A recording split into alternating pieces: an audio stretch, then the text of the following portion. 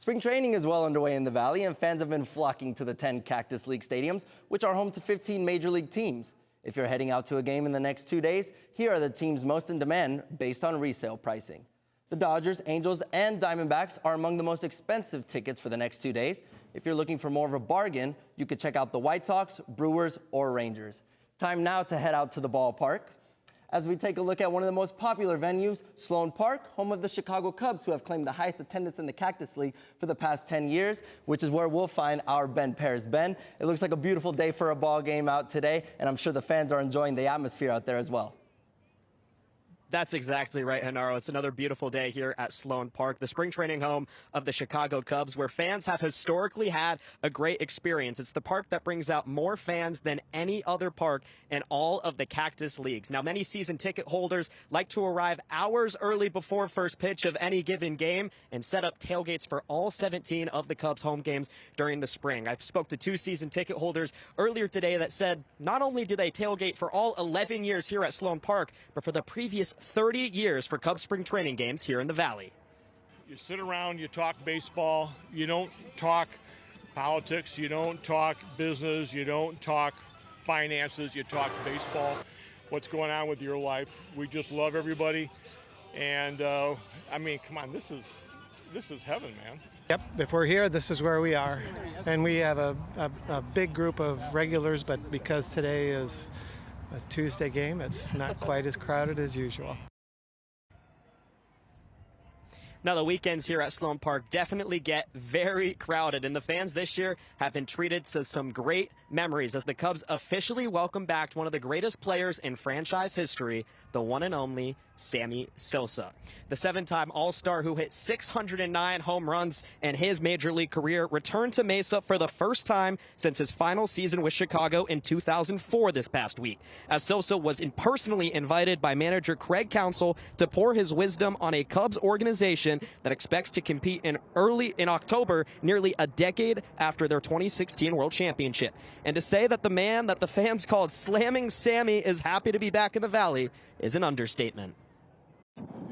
This company like a Guinness World. It's incredible. I'm just happy to be here, to be around the players again. I told them that they can use me at any time.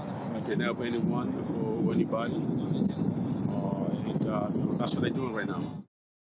And now to a story about a man whose love for baseball turned into a business. And now he helps take care of and repair a baseball player's most prized possession, his glove. Andres Armenta has the story about this craftsman who creates with care. The relationship between a glove and its player is personal. Working out of a small shed in North Phoenix, Chris Petrov spends his days practicing a trade his father taught him.